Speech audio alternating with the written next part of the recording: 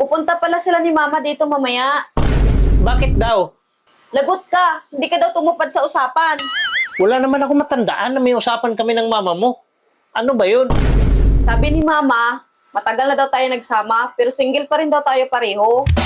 Kung nalala ko yung sinabi ng mama mo sa akin, pag kontento na daw ako sa'yo, pakakasalan kita. Anong sabi mo?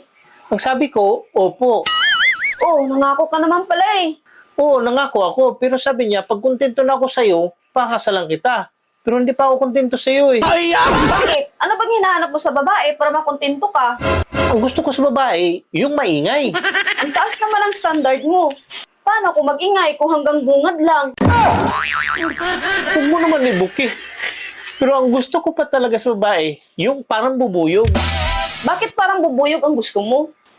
Ang bubuyog kasi, pag nangangagat, pati puwit niya tinutusok. Yan ang gusto ko sa babae. Nag-iisip ka ba sa sinasabi mo? Oo naman. Bakit? Paano naman ako manunusok na parang bubuyog? Wala naman akong panusok. Maniniwala pa ako kung ikaw. Kasi may panusok ka. Maiksi nga lang. Sobra-sobra naman yan sa'yo. Tsaka ito ang pinakagusto ko sa babae na wala talaga sa'yo. Gusto ko sa babae yung pumapalag talaga, gumaganti. Kasi wala ka lahat nun eh. Kaya hindi ako kontento sa'yo.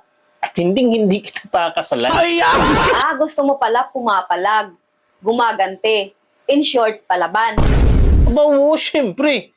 Andyan yung lasa sa mga babae. Wala ka nun eh. So hindi kita pakakasala. Ganun ba? So, pwede na ba ito?